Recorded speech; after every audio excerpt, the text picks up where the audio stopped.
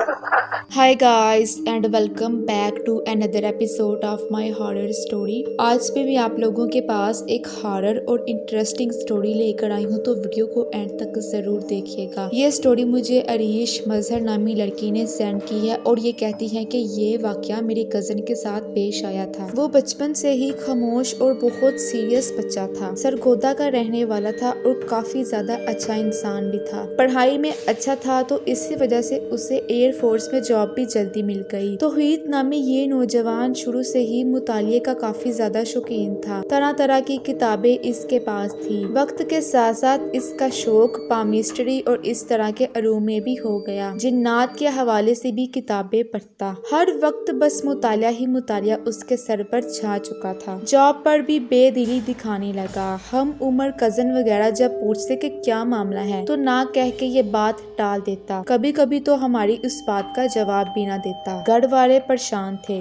शादी का कहते तो साफ मना कर देता। कुछ दिन गुजरे तो कमरे में बंद हो गया। जॉब पे भी जाना उसने छोड़ दिया। घर वालों को पता चला कि उसने जॉब पे रिजाइन दे दिया है। कमरा खटखटाते तो बस कहता चले जाएं, मैं ठीक हूँ। घर वाले डॉक्टर ले आए कि कहीं कोई दिमागी मसला तो नहीं। डॉक्टर के लिए बड़ी मुश्किल से उसने कमरे का दरवाजा खोला। डॉक्टर ने डिप्रेशन के हवाले से कुछ सवाल किए तो एकदम बोला, आप मेरा क्या इलाज करेंगे? डॉक्टर बेचारा लाजवाब हो गया और बोला, आपको कैसे पता? सब घर वाले हैरान कि ये क्या कन्वर्सेशन हो रही है। डॉक्टर तो कोई रैंडम बंदा था। तौहीद ने मजीद कहा कि आप उसे थाईलैंड ले जाएं, वहाँ डॉक्टर है, उसका इलाज हो जाएगा। तो डॉक्टर ने घबरा कर कहा, मैं तो ऑलरेडी उसके लिए थाईलैंड का इंतजाम कर रहा हूँ। तौहीद ने बड़े संजीदगी से जवाब दिया कि मैं इतना कुछ जान चुका हूँ कि इस कमरे में मौजूद हर शख्स के हर राज से वो वाकिफ है। मैं इसीलिए किसी से नहीं मिलता क्योंकि मुझे लगता है कि सब मेरे सामने बेलिबास हो गए हैं। डॉक्टर तो डर के मारे भागा। घर वालों को बोला कि ये तो कोई और मखलूक है। जो कुछ इसने कहा बिल्कुल ठीक है। अब ये बात फैमिली में भी फैल गई। तौहीद ने कोई इल्म सीख लिया है। जहाँ छोटे फैसिनेट हुए बड़े गुस्से में आ गए कि ये क्या ड्रामा है। तौहीद के दादा ने घर में अदालत लगा ली कि बुलाओ उसे, मैं उससे बात करूंगा। दादा ने कहा, हाँ जी नजूमी साहब, तो फिर मेरे बारे में क्या बताएंगे आप? तौहीद चुप रहा। फिर दादा बोले कि बताओ, कोई बात बताओ अब मेरे बारे में। फिर अचानक से कहा, दादाजी बेगुनाह को मारने की माफी नहीं है, तौबा कर ले इससे पहले कि तौबा का दरवाजा बंद हो जाए। दादा तो बिल्कुल सन्नाटे में आ गए। तौहीद, तुम्हें किसने कहा? तौहीद बोला, मुझे बहुत कुछ कहा जाता है। दादा ने महफिल बर्खास्त कर दी। शाम तक उन्हें बुखार ने ले लिया। सब परेशान के एक और मुसीबत पूछा तो कहने लगे कि जब मैं 22 साल का था तो डेरे पे लड़कों की लड़ाई हो गई। गुस्से में जिससे लड़े तो उसे पानी में धक्का दे दिया। वो तैरना नहीं जानता था, सो हाथ पांव मारता मारता डूब गया। ये डर के घर आ गए और किसी से कुछ ना कहा। थोड़ी देर बाद लड़के की लाश मिली। क्योंकि किसी ने कुछ देखा नहीं था इसीलिए सब समझे कि वो फिसला होगा और नदी में गिर के बह गए और नदी में डूब के मर गया। पर असल में तो दादा ने धक्का दिया था। ये बात सिर्फ 2 इंसान जानते थे। तौहीद को कैसे पता चला? दादा की हालत खराब हुई और कोई 6 दिन बाद फौत हो गई।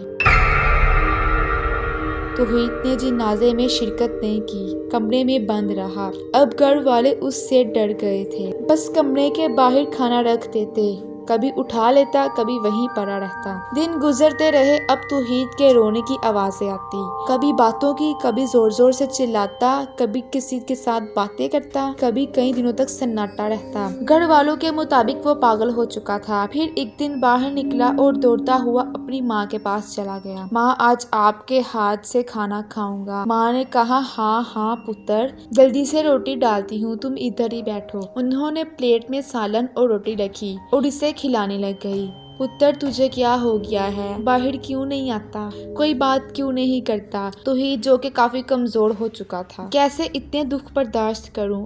अच्छा है जो तुम लोग मुस्तकबिल नहीं जानते, वरना रोज जीते रोज मरते। फिर पुत्र, इल्मुल गायब सिर्फ रब को है। हाँ माँ, पर उसके कुछ अदना दर्जे हैं जो कि मैं जान गया हूँ, और अब मुझे नहीं पता क्या करूँ। माँ ने बेटे को गले लगाया। बेटा दुनिया से मिल, बाहर आ, दिल बहलेगा। नहीं माँ, अब वक्त नहीं है। मैंने अपना हिसाब किया है, मुझे जिंदगी में अगला साल नहीं नजर आता। माँ का दिल होल गया। कौन सा हिसाब? क्या हिसाब करता है तो ही चुप रहा। फिर माँ राबिया के पास चली गई। उसे तेरी जरूरत है। राबिया तौहीद की खाला थी और सरगोदे से आगे कहीं रहती थी। माँ ने कहा, उसे क्या हुआ? तौहीद बोला, चली जा वहाँ। तौहीद बोला, चली जा वहाँ, वरना फोन के बाद जाएगी तो कुछ फायदा नहीं होगा, और उठकर कमरे में चला गया। माँ कुछ परेशान हुई, पर बहन के दिल में वसवसा ना ही डालूं ये सोच के खैरियत का फोन किया। वहाँ सब ठीक था तो माँ को कुछ आसरा हुआ। कोई 5 बजे फोन बजने लगा। पता चला कि खाला राबिया का जवान साला बेटा ट्रैफिक हादसे का शिकार होके मौके पर चल बसा।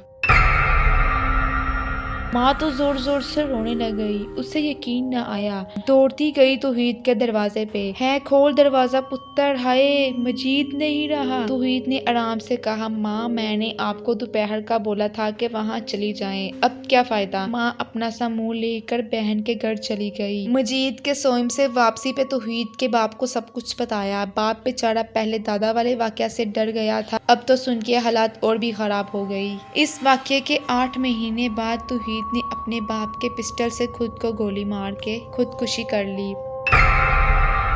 गोली की आवाज पे जब कमरे का दरवाजा तोड़ा गया तो कमरे में हर जगह चाक से नक्शे बनाए हुए थे जिनमें अहदात लिखे हुए थे। कुछ किताबें फर्श पे थी जिनको जलाया हुआ था, यानी कवर जले हुए थे, पेज फटे हुए थे। जाए नमाज पढ़ी थी और उस पे कोई अजीब छोटे छोटे 21 पत्थर पड़े थे। पिस्टल तौहीद ने कब लिया, खुद को क्यों मारा, कुछ पता न चला, लेकिन उसकी मौत ने 7 से 4 दिन पहले हुई, यानी उसके हिसाब के मुताबिक नया साल उसने नहीं देखा। ये वाकया मैं तौहीद की कजन यानी अपनी भाभी की इजाजत से लिख रही हूँ। शायद किसी को क्यों ये पुरअसरार ना लगे, लेकिन मुझे तो बहुत अजीब लगा। ये थी आज की हॉरर स्टोरी। आप लोगों को स्टोरी पसंद आई होगी, मेरे चैनल को सब्सक्राइब करें, इस वीडियो को लाइक करें। Thanks for watching.